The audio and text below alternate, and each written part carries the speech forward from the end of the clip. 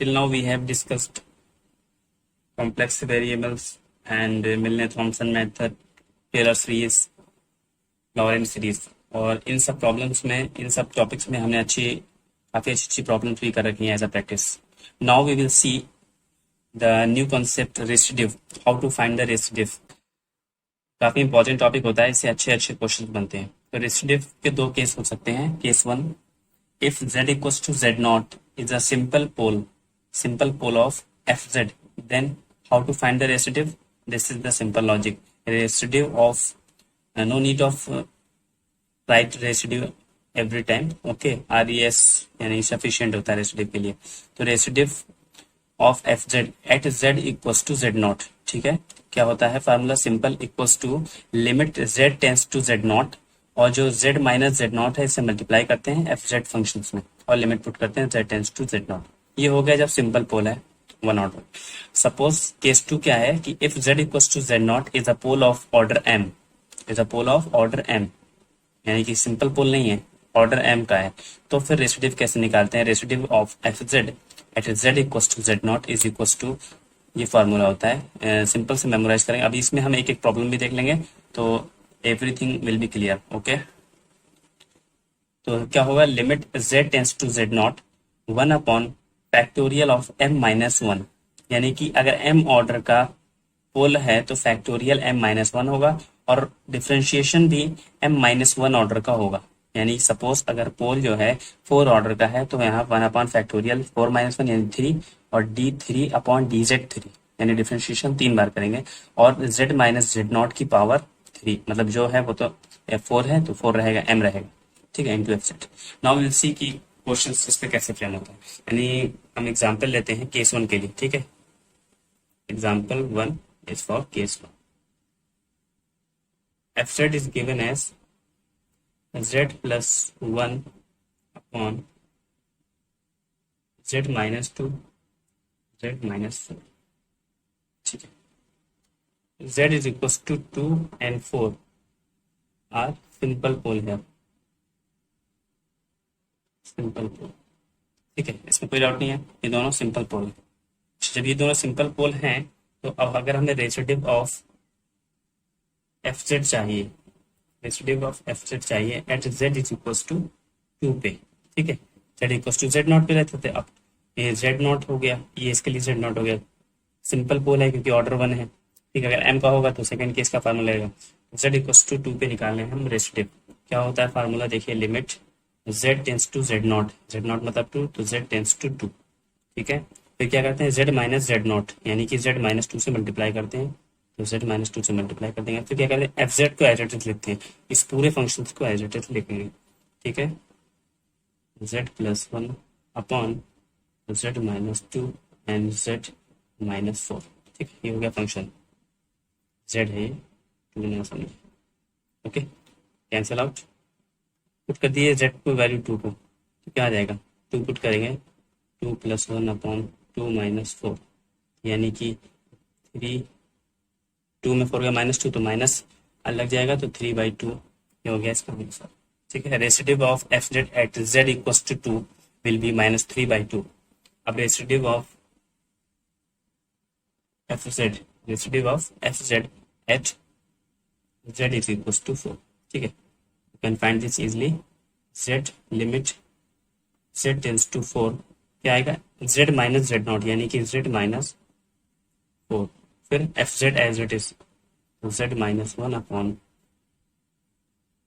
z minus 2 z minus 4. ठीक है, z minus 4 cancel out, z की वैल्यू z टेंस टू 4 है, put 4 there, minus 1 upon 4 minus 2. Oh, sorry. This is z plus 1 ना? हाँ, yes. z plus 1. तो 4 plus 1 upon 4 minus 2. Okay, 5/2. Okay, ये आपके residue हो गए सिंपल पोल पे 2 और 4 पे. हमारा आंसर हो गया बस. आई होप जो फर्स्ट केस है क्लियर हो गया. ये फर्स्ट केस के क्वेश्चन होगा. नाउ विल सी कि सेकंड केस का क्वेश्चन कैसा. Example number 2. Okay, suppose fz is given as e की power 3z upon z minus 1 की पावर 5 ऑर्डर ऑफ m है ना। z equals to z naught, यानी कि z equals to z naught मतलब 1 है यहाँ, is a pole of order m, simple pole नहीं है, ऑर्डर m, यानी m की वैल्यू यहाँ क्या आएगी 5। तो फिर रेसिडिव कैसे निकालेंगे, ये फार्मूला, ठीक है, यहाँ पे लिख देंगे z is equals to 1 is a pole of order 5, ठीक है। अगर ये है तो फिर सिंपली कैसे करेंगे, रेसिडिव ऑफ एफ जेड एट, इसको ऐसे भी लिख सकते हैं नोटेशन, z इक्वल्स टू 1 पे क्या होता है, लिमिट z टेंस टू 1, ठीक है। 5 है ना, ऑर्डर क्या है 5 है, तो क्या होता था 1 अपॉन ऑर्डर माइनस 1 का फैक्टोरियल, यानी कि 5 माइनस 1 यानी 4 का फैक्टोरियल, 1 अपॉन फैक्टोरियल 4, ठीक है। पर डिफरेंशिएशन भी 4 टाइम्स m माइनस 1, ये देखिए, ठीक है। तो d अपॉन टी जेड की पावर 4, ओके। फिर क्या होता था, ये एज इट इज आता था function z minus Z not की पावर m, तो z माइनस 1 की पावर 5, और फिर एफ जेड को कॉपी पेस्ट कर देते थे, ठीक है। तो एफ जेड क्या है, ये पूरा फंक्शन e की power 3z upon z minus 1 की पावर 5, अब कॉपी पेस्ट करेंगे तो देखिए ये कैंसिल आउट, ठीक है। e की पावर 3z का डिफरेंशिएशन करना है 4 बार, ठीक है। e की पावर x का डिफरेंशिएशन e की पावर x होता है, लेकिन e की पावर x नहीं, यहाँ कांस्टेंट टर्म है, सपोज ax है, तो e की पावर ax का डिफरेंशिएशन करेंगे तो e की पावर ax, फिर ax का डिफरेंशिएशन होगा बाई चेन रूल, तो a आगे आ जाएगा, ठीक है। इस तरीके से कितने बार कर रहे हैं, 4 बार कर रहे हैं, तो 4 टाइम्स a आगे आएगा, यानी a की पावर 4, यानी क्या हो जाएगा 3 की पावर 4 आगे आ जाएगा, ठीक है। I hope you can understand this. तो क्या हो जाएगा, फैक्टोरियल 4 की वैल्यू, वैसे तो डायरेक्ट लिख सकता हूँ बट कोई नहीं, फैक्टोरियल 4 हो गया, ठीक है। 3 की पावर 4 आगे आ जाएगा जब डिफरेंशिएशन करेंगे, क्या बचेगा e की पावर लास्ट में 3z, जब e की power 3z limit z tends to, ठीक है, z की वैल्यू 1 रख देंगे तो e की पावर 3, कैलकुलेट करेंगे तो 3 की पावर 4, 3 की पावर 4 से एक 3 कैंसिल हो जाएगा, ठीक है। तो 3 की पावर 3, तो 3 की पावर 3 यानी कि 27, ओके। 4 टू ज़ 8, e की पावर 3, ठीक है। ये हमारा हो गया आंसर।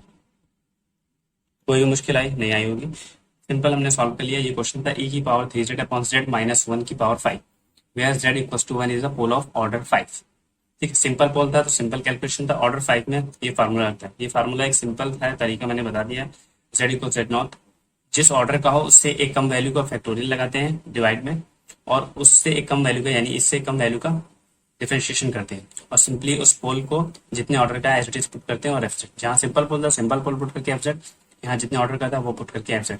ये टर्म्स एक्स्ट्रा है, और उसका मेमोराइज का तरीका है कि पावर एक मतलब एक कम हो जाता है, एम की जगह है एम माइनस 1, सेम डिफरेंशिएशन होता है। तो इसे जब हमने इसको सॉल्व किया तो 1 upon factorial 4, d4 upon dz 4, this cancel out, e की पावर 3z का डिफरेंशिएशन करना है, एक बार करते तो 3 आगे आ जाता है, e की पावर 3z 4 टाइम्स करेंगे तो 3 की पावर 4 आगे आएगी, e की पावर 3z, ये डिफरेंशिएशन हो जाएगा। फैक्टोरियल 4 की वैल्यू ये है, जब z टेंस टू 1 पुट करेंगे तो z की 1 तो e की पावर 3, और ये कैंसिल आउट करके 27/8 e की power 3, this is your answer, okay. Okay, now will see कि what is Cauchy integral theorem. Cauchy integral theorem अब हम समझते हैं, ओके। ओके, ये रहा कॉची इंटीग्रल थ्योरम। क्या बोलता है ये, if F Z is analytic, ठीक है, एनालिटिक की हम लोग कंडीशन देख चुके हैं, if F Z is analytic and F dash Z is continuous within and on the boundary of a simple closed curve, this is your curve, C region दिया है, ठीक है, उस सी का कर्व है, तो within the boundary and on the boundary, ठीक है, simple close curve, then the closed integral of, ठीक है, this is notation of closed integral, ठीक है, closed integral of F Z D Z equals to 0।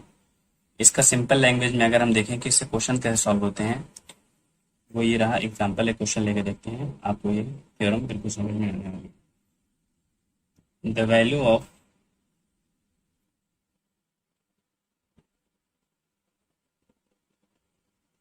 Close integral C sec of, ठीक है, sec of z D z where C, अच्छा इस reason को define करना होता है जिसे यहाँ पे बना दिया था, वेयर सी इज, शेप क्या होगा वो चीज को डिफाइन करते हैं, where C is mod Z is equal to 1, mod Z is equal to 1। ये जो नोटेशन है ये सर्किल का नोटेशन है, यानी z equal to 1, 1 is radius, 1 radius का एक सर्किल बनाना है, ये रीजन है, ठीक है। अगर हम 1 रेडियस का ही सर्किल इसको मान लें, ठीक है, सपोज ये सर्किल बना दिया, इसकी रेडियस 1 है, तो ये 1 होगा माइनस का, ये 1 होगा प्लस का, ऐसे ये 1 प्लस ये माइनस का, सर्किल बन गया। अब हम देखते हैं इसको, ठीक है, इसको क्या लिख सकते हैं, और 1 अपॉन सेक जेड को 1 upon cos of z D Z, ठीक है, ये हो गया। अब सिंगुलर पॉइंट्स देख लें, यानी कि कॉस जेड जो है, cos Z equal to 0 put करेंगे, चेक करेंगे ना कि सिंगुलर पॉइंट्स क्या होंगे, सिंगुलर पॉइंट्स, ठीक है, सिंगुलर पॉइंट्स आर, जब आप देखेंगे cos of Z is equal to 0, तो जेड की क्या वैल्यू होगी, कॉस थीटा इक्वल टू 0, तो थीटा इज इक्वल टू क्या होता था, तो Z equal to 2n plus 1 pi by 2, ठीक है, ये वैल्यू होती थी। तो यानी कि जेड की जो वैल्यूज आएंगी वो आएंगी plus minus pi by 2, plus minus 3 pi by 2, plus minus 5 pi by 2, so on, ठीक है, जेड की वैल्यूज मिली। अब इस वैल्यूज को अगर हम देखेंगे तो पाई बाई 2 कितना होता है, पाई की वैल्यू 3.14 अगर लें तो बाई 2 करेंगे तो आएगा 1.57, प्लस माइनस में ये वैल्यूज आ रही है, अच्छा 1.57 यानी 1 से ज़्यादा, पॉइंट ये कहीं होगा 1.57 अप्रॉक्सीमेट, ऐसे माइनस 1.57 ये होगा। तो जो इसकी वैल्यूज ये सिंगुलर पॉइंट है ये आउटसाइड द रीजन आ रहे हैं, ठीक है, आउटसाइड द रीजन होता है, कोई भी पॉइंट इनसाइड दिस लूप नहीं आ रहा है। तो इसका इंटीग्रेशन सिंपली क्या होगा, पहले ये लिख देंगे all the points, all lies outside of C, यानी कि जो हमारा रीजन है उसको हमने सी बोल दिया, इस रीजन के बाहर है, ठीक, by Cauchy integral theorem, Cauchy integral theorem, क्या हो गया हमारा आंसर 0 हो गया, क्योंकि कुछ, ठीक है, अगर पॉइंट अंदर होता तो फिर क्या होता, पॉइंट अगर कोई भी अंदर आता तो फिर हमारा लगता है कॉची इंटीग्रल फार्मूला, ठीक है, both are different thing, Cauchy integral theorem and Cauchy integral formula, ठीक है, and we will discuss Cauchy integral formula in next class, in next lecture, okay. आपका क्या हो गया, ये क्लोज इंटीग्रल था, इसको लेकर चल रही है, sec of z D Z की वैल्यू क्या आ गई, ठीक है, ये रहा इसका सॉल्यूशंस, ये रहा इसका सिग्निफिकेंस, कॉची इंटीग्रल फार्मूला है, तो उसके बाद we will discuss Cauchy residue theorem. तो कॉची की 3 चीज होती है, ठीक है, इसको तीनों को कोई एक इधर उधर नहीं करना है, बहुत आराम से सीक्वेंस वाइज हम लोग देखेंगे, ओके गाइस। तब तक के लिए if you like this video then you can share, and if you have any doubt then you can ask in comment section as well, okay bye.